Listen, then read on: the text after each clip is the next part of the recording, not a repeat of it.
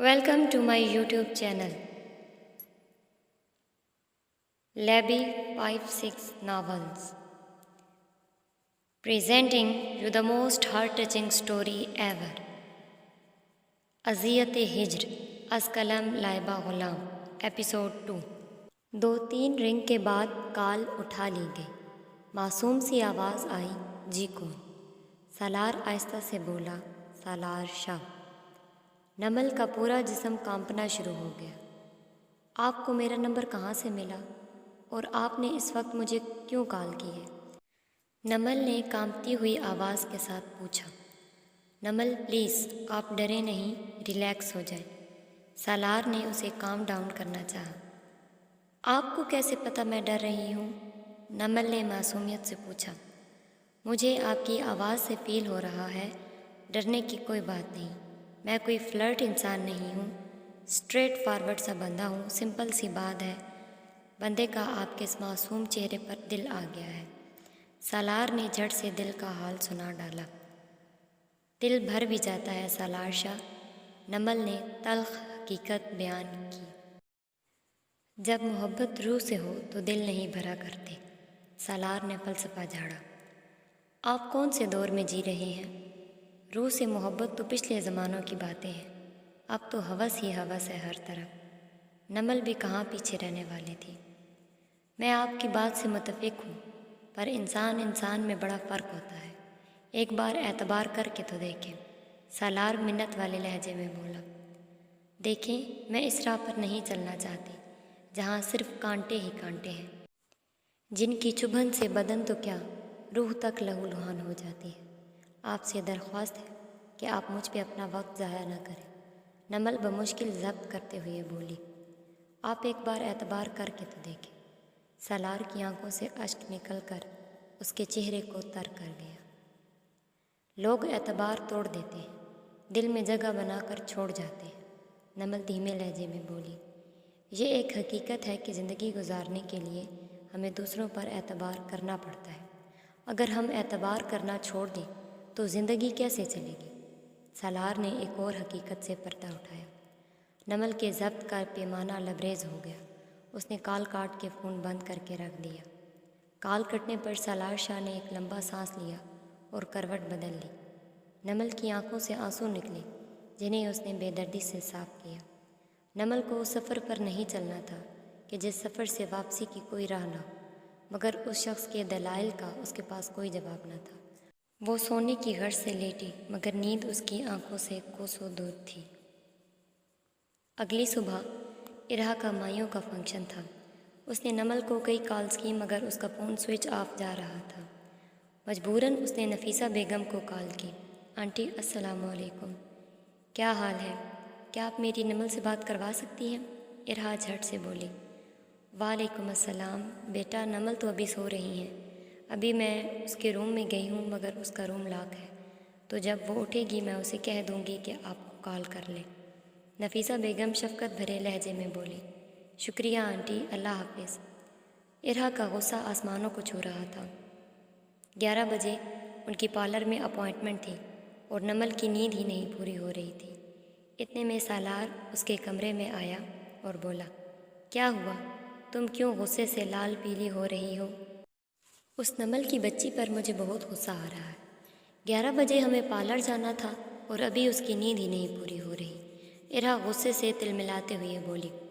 سالار یہ سن کر پریشان ہوا. اسے معلوم تھا کہ نمل رات کی بات کو لے کر اب تک اپسیٹ ہوگی.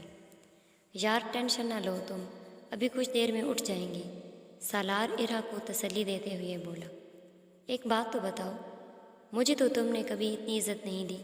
یہ عمل کو تم اتنی عزت سے کیوں مخاطب کرتے ہو؟ کیا چکر ہے؟ ارہا تجسس سے اسے دیکھتے ہوئے بولی.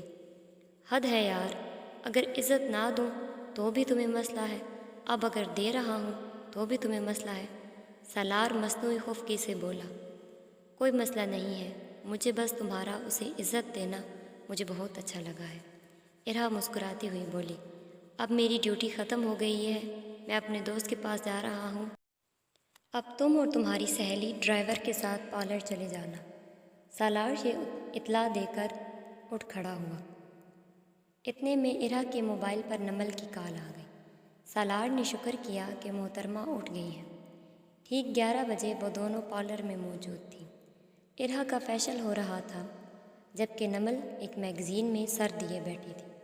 اس کی نظریں میگزین پر تھیں مگر اس کا دل و دماغ کہیں اور بھٹک رہا تھا۔ اس کا دل چاہتا تھا کہ وہ سالار کی محبت کو تسلیم کر لے مگر دماغ اسے اس بات سے ڈرا رہا تھا کہ جو عفان کے ساتھ ہوا کہیں اس کے ساتھ بھی ایسا نہ ہو۔ یہ ضروری تو نہیں کہ اگر کسی ایک کا محبوب بے وفا نکلے تو ساری دنیا محبت سے منہ موڑ لے۔ اس کے دل نے دلیل دی۔ اس دل و دماغ کی جنگ میں آخر کار دماغ نے گھٹنے ٹیک دیے اور دل کا فیصلہ تسلیم کر لیا گیا۔ اس کے چہرے پر ہلکی سی مسکراہٹ آئی اور آنکھوں کے سامنے سالار کا چہرہ۔ اچانک اس کے موبائل کی رنگ ٹون بجی۔ سالار کا میسج آیا۔ ارا کو کتنا ٹائم چاہیے؟ میسج میں پوچھا گیا۔ نمل نے 3 گھنٹے لکھ کر جواب بھیج دیا۔ کیا آپ باہر آ کر میری بات سن سکتی ہیں پلیز؟ میسج میں درخواست کی گئی۔ نمل ارا کو بتائے بغیر پارلر سے نکل آئی۔ سامنے سالار کھڑا تھا۔ نمل کو سامنے پا کر سالار کے چہرے پر خوشی کی لہر دوڑ گئی۔ اسے یقین تھا کہ وہ ضرور آئے گی۔ گاڑی میں بیٹھتے ہی سالار نے پوچھا، بہت شکریہ میرا مان رکھنے کے لیے۔ اب بتائیں کہاں جانا ہے آپ کو؟ جہاں آپ لے جائیں، نمل نے مسکراتے ہوئے جواب دیا۔ آج سے سالار شاہ پر صرف نمل کی مرضی چلے گی۔ تو بتائیے آپ کو کہاں جانا ہے؟ کسی آئس کریم پارلر میں چلتے ہیں، نمل کچھ سوچتے ہوئے بولی۔ جیسا آپ کا حکم۔ کچھ ہی دیر میں وہ آئس کریم کیفے میں بیٹھے تھے۔ شاہ ایک بات بولوں؟ نمل سالار کو دیکھتے ہوئے بولی۔ کس نام سے پکارا ہے؟ دوبارہ پکاریں ذرا۔ سالار کے چہرے پر حیرانگی تھی۔ شاہ، نمل مدھم سی آواز میں بولی۔ آپ کو پتہ ہے اس نام سے مجھے میری ماما پکارا کرتی تھی۔ آج پورے 19 سال کے بعد آپ نے مجھے پکارا ہے۔ یقین مانیں میں ترس گیا تھا یہ نام سننے کے لیے۔ آپ کی ماما ناراض ہیں آپ سے؟ نمل نے پوچھا۔ سالار کے چہرے کے تاثرات میں تبدیلی آئی۔ نمل، میرے بابا اور چچا دونوں کا یوکے میں کمبائن بزنس تھا۔ ہماری فیملی کافی خوشحال فیملی تھی، لیکن ایک روز میری ماما اور میرے چچا چچی کسی کمپنی کی اوپننگ سرمنی پر گئے تھے مگر واپسی پر ان کا ایکسیڈنٹ ہو گیا اور وہ تینوں دنیا سے چلے گئے۔ میں تب 6 سال کا تھا اور عنایا 4 سال کی۔ عنایا کے نام پر نمل نے حیرانگی سے دیکھا۔ سالار اس کی حیرانگی کو بھانپ گیا۔ عنایا میرے چچا کی بیٹی ہے۔ میرے بابا نے مجھے اور عنایا کو ماں باپ دونوں کا پیار دیا ہے۔ آج پورے 19 سال کے بعد آپ نے مجھے شاہ کہہ کر پکارا ہے۔ سالار کی آنکھوں میں نمی واضح تھی۔ شاہ، موت ایک تلخ حقیقت ہے، اسے جھٹلایا نہیں جا سکتا۔ اپنے پیاروں کو سفید کفن میں لپٹا دیکھنے سے بڑا کوئی دکھ نہیں ہوتا۔ میں یہ نہیں کہتی کہ وقت زخموں کو بھر دیتا ہے، لیکن زخموں کے نشانات کو ہلکا ضرور کر دیتا ہے۔ نمل بے خودی کے عالم میں کہے جا رہی تھی، جبکہ نمل کے یہ الفاظ سالار کے زخموں پر مرہم کا کام کر رہے تھے۔ انسان کی زندگی میں ایک ایسا شخص ضرور ہونا چاہیے جس کے الفاظ آپ کے زخموں کے لیے مرہم کا کام کریں۔ سالار بنا پلکیں جھپکائے اسے دیکھے جا رہا تھا، جبکہ نمل اس کے اس طرح سے دیکھنے سے بری طرح سٹپٹا گئی۔ شاہ، کافی وقت ہو گیا ہے، مجھے لگتا ہے ہمیں واپس پارلر جانا چاہیے۔ ارہا انتظار کر رہی ہوگی اور میں اسے بنا بتائے آ گئی ہوں۔ نمل بات بدلتے ہوئے بولی۔ آپ نے تو کچھ کھایا ہی نہیں ہے۔ سالار اسے کسی بہانے روکنا چاہتا تھا۔ نہیں شاہ، پھر کبھی صحیح، ابھی چلیں۔ نمل گاڑی کے پاس آگے رک گئی۔ سالار بھی مجبوراً اٹھ کر گاڑی کی طرف آ گیا۔ اس کا دل اس بات پر ہی شکر گزار تھا کہ نمل نے اس کی محبت کو تسلیم کر لیا ہے۔ عفان کا دل آپس میں نہیں لگ رہا تھا۔ اس کا دل عجیب اضطراب کا شکار تھا۔ اسے ایک خوف لاحق ہو گیا تھا کہ نمل اس سے دور چلی جائے گی۔ وہ نمل کے لیے اپنے احساسات کو کوئی نام دینے سے قاصر تھا۔ شاید مجھے نمل کی عادت ہو گئی ہے، وہ خود سے مخاطب ہوا۔ یہ میں کیا سوچ رہا ہوں؟ اس نے اپنے دماغ کو کسی قسم کی فضولیات کا سوچنے پر ڈپٹا اور نمل کی طرف کال ملائی۔ 2-3 رنگ کے بعد کال پک کر لی گئی۔ السلام علیکم عفان بھائی، نمل کی میٹھی آواز ابھری۔ سالار نے گاڑی کی سپیڈ آہستہ کر دی۔ وعلیکم السلام، نمل کہاں ہو تم؟ گھر پر ہو؟ عفان دھیمے لہجے میں بولا۔ نہیں عفان بھائی، میں ارا کے ساتھ پارلر آئی ہوں۔ آج شام کو اس کا مایوں ہے نا، اس لیے، نمل نے تفصیل بتائی۔ آپ دونوں کس کے ساتھ گئی ہو؟ عفان تفتیشی لہجے میں بولا۔ ہمیں شاہ نے ڈراپ کیا ہے، ارا کے کزن سالار شاہ۔ نمل کا دل چاہا خود کی زبان کو کاٹ دے، جبکہ سالار نے بمشکل اپنی ہنسی کنٹرول کی۔ چلو آج تیار رہنا، آج ڈنر باہر کریں گے۔ میں زین کو بھی کال کر لیتا ہوں، وہ بھی ہمارے ساتھ آ جائے گا۔ عفان فیصلہ کن الفاظ میں بولا۔ آج تو ڈنر، میرا مطلب ہے کہ ارا کی مایوں ہے تو پھر میں نے اس کے ساتھ رہنا ہوگا۔ نمل کنفیوز ہو گئی۔ اچھا چلو ٹھیک ہے، ہم پھر کبھی پلان بنا لیں گے۔ عفان افسردہ ہوا۔ نمل اس کے لہجے کو پہچان گئی، اس لیے بولی، آپ 9 بجے مجھے ارا کے گھر سے پک کر لیجئے گا۔ ڈنر کرنے کے بعد ہم سیدھا گھر جائیں گے، اور مہندی کل رات کو ہوگی تو میں کل ارا کے گھر آ جاؤں گی۔ سالار یہ سن کر صدمے کی کیفیت میں اسے دیکھے جا رہا تھا۔ نمل نے اسے ہاتھ سے ریلیکس رہنے کا اشارہ کیا۔ ٹھیک ہے ڈن، میں لینے آ جاؤں گا، عفان چہکتے ہوئے بولا۔ فون ڈسکنیکٹ ہونے کے بعد سالار بولا، دس از ناٹ فیئر۔ آپ کی وجہ سے میں دلہے میاں عاصم کے پاس نہیں گیا، جس کی وجہ سے وہ مجھے نہایت شائستہ القابات سے بھی نواز رہا ہے، اور آپ ڈنر پر جا رہی ہیں۔ شاہ، مجھے عفان بھائی کو منع کرنا اچھا نہیں لگتا۔ بہت عرصے کے بعد وہ نارمل لائف کی طرف آئے ہیں، اس لیے منع ہرگز نہیں کر سکتی تھی، نمل نے مجبوری بتائی۔ ویسے یہ دل کہاں سے لیا ہے آپ نے؟ اتنا پیارا، ہر ایک کی فیلنگز کا احساس کرنے والا، سالار بھویں اچکاتے ہوئے بولا۔ یہ مجھے اللہ تعالیٰ نے گفٹ دیا ہے، نمل معصومیت سے بولی۔ یہ سن کر سالار کا بے اختیار کہکا گونجا، جبکہ نمل اسے ہنستے ہوئے دیکھ رہی تھی۔ بلا شبہ وہ دنیا کا حسین مرد لگ رہا تھا۔ اب بس بھی کر دیں، کیا نظر لگانے کا ارادہ ہے؟ سالار شرارتی انداز میں بولا۔ دل کرتا ہے ہر روز تیرے صدقے اتاروں۔ بھلا اتنا بھی حسین ہوتا ہے محبوب کسی کا؟ نمل یہ شعر سنا کر فوراً گاڑی سے باہر نکل گئی، جبکہ سالار کا دل کر رہا تھا کہ وہ زور زور سے چیخے، سب کو بتائے کہ محبت اس پر مہربان ہے۔ اسی خوشی کے عالم میں وہ عاصم کے گھر کی طرف روانہ ہوا۔ عاصم اپنے کمرے میں بیٹھا موبائل میں گھسا تھا کہ اتنے میں سالار داخل ہوا۔ سالار کو دیکھ کر عاصم غصے سے بولا، ارے آپ کو فرصت مل گئی مجھ معصوم کی طرف آنے کی؟ مجھے لگتا ہے تم تو بھول ہی گئے ہو کہ تمہارا ایک عدد دوست بھی دلہا ہے، اسے بھی تیاری کرنی ہے۔ ویسے کیا فائدہ تیرے جیسے کمینے دوست کے ہونے کا؟ سارے انتظامات تو میں خود دیکھ رہا ہوں۔ بس کر دے دانوں کی دکان، تیری اس دلہن کو ابھی پارلر چھوڑ کر آیا ہوں، سالار بیڈ پر گرتے ہوئے بولا۔ بس 2 دن کے بعد پھر میں اپنی دلہن کو خود پک اینڈ ڈراپ سروس دوں گا، عاصم شرارتی انداز میں بولا، اور 2 دن میں تیری ہونے والی بیوی میرا جلوس نکال دے گی۔ سالار بھی کہاں پیچھے رہنے والا تھا۔ بس ایک دفعہ میری شادی ہونے دو، پھر میں اور ارا تیرا بھی بندوبست کرتے ہیں۔ آپ دونوں کی اس مہربانی کی کوئی ضرورت نہیں ہے، بس آپ لوگ اپنی شادی کریں اور میری جان چھوڑیں، سالار عاصم کے آگے ہاتھ جوڑتا ہوا بولا۔ عاصم کا ایک زوردار کہکا بلند ہوا۔ سالار نے اسے ہنستے ہوئے دیکھ کر دل ہی دل میں دعا کی کہ اس کا دوست یوں ہی عمر بھر ہنستا مسکراتا رہے۔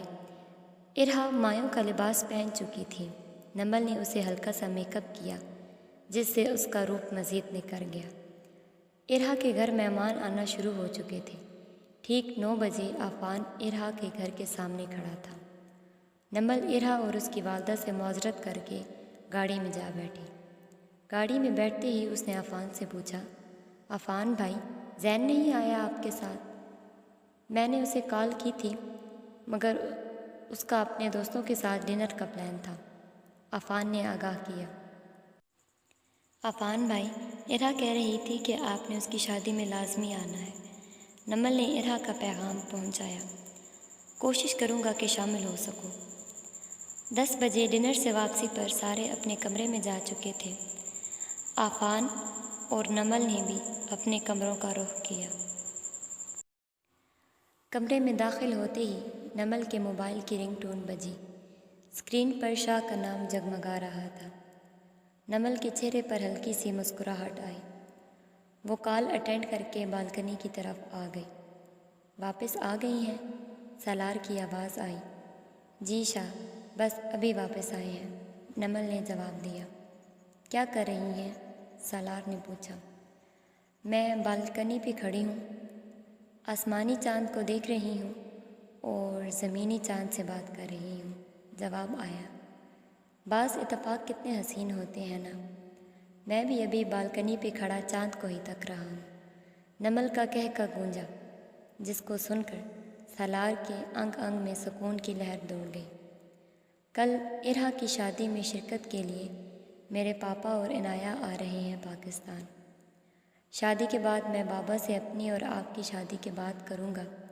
میں چاہتا ہوں کہ 1 ماہ میں ہماری شادی ہو جائے اور میں آپ کو اپنے ساتھ UK لے جاؤں۔ سالار نے سارا منصوبہ نمل کے گوش گزار کیا۔ نمل کی طرف سے مکمل خاموشی تھی۔ سالار نے چند سیکنڈز بعد نمل کو مخاطب کیا۔ نمل، آپ میری بات سن رہی ہیں؟ جی شاہ، سن رہی ہوں، عمل سکتے سے نکلتے ہوئی جواب دیا۔ کہاں کھو گئی تھی آپ؟ سالار فکر مند ہوا۔ شاہ، میں ایک شدت پسند لڑکی ہوں۔ میں لوگوں سے زیادہ کلوز نہیں ہوتی، لیکن جن سے کلوز ہوتی ہوں ان سے دوری برداشت نہیں کر سکتی۔ جب سے آپ میری زندگی میں آئے ہیں مجھے ڈر لگنا شروع ہو گیا ہے کہ آپ مجھ سے چھن جائیں گے، نمل نے دل کا حال سنایا۔ دنیا کی کوئی طاقت سالار شاہ کو آپ سے دور نہیں کر سکتی، بشرطِ یہ کہ آپ خود مجھے اپنے آپ سے دور نہ کر دیں۔ 2 عورتوں میں میری جان تھی، ایک میری ماما جو مجھ سے دور ہو گئی اور ایک آپ جنہیں میں کسی قیمت پر خود سے دور نہیں جانے دوں گا۔ اس لیے کسی قسم کے وہم دل میں مت پالیں، ابھی سو جائیں اور کل صبح جلدی آ جائیے گا، خدا حافظ۔ نمل کافی دیر فون کو تکتی رہی، پھر کمرے میں جا کر لیٹ گئی۔ 12 بجے سالار ایئرپورٹ سے اپنے والد حاذق شاہ اور عنایہ کو لے کر ارہا کے گھر آ گیا۔ ارہا عنایہ سے مل کر بہت خوش ہوئی اور اسے اپنے ساتھ کمرے میں لے گئی۔ ارہا کے والدین حاذق شاہ سے باتیں کرنے میں مصروف تھے۔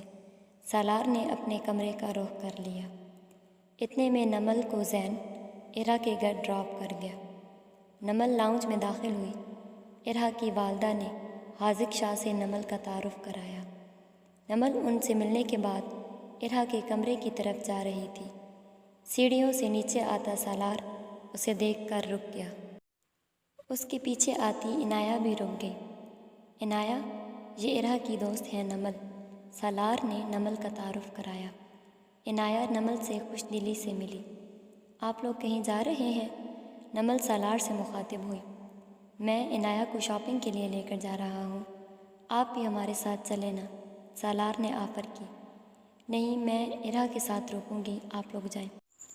نمل عنایہ کو دیکھ کر مسکراتی ہوئی بولی اور یہ کہہ کر سیڑھیاں چڑھتی ہوئی اوپر چلی گئی۔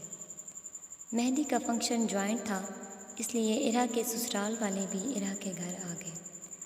پیلے رنگ کے لہنگے میں ملبوس، اپنے ہاتھوں پر اپنی محبت کی نام کی مہندی سجائے وہ بے حد حسین لگ رہی تھی۔ نمل اور عنایہ نے اسے دیکھتے ہی اس کی بلائیں لی۔ عنایہ گلابی رنگ کی لانگ فراک میں ملبوس تھی جو اسے سالار نے لے کر دی تھی، جبکہ نمل نے ہلکے سبز رنگ کا لہنگا زیب تن کیا۔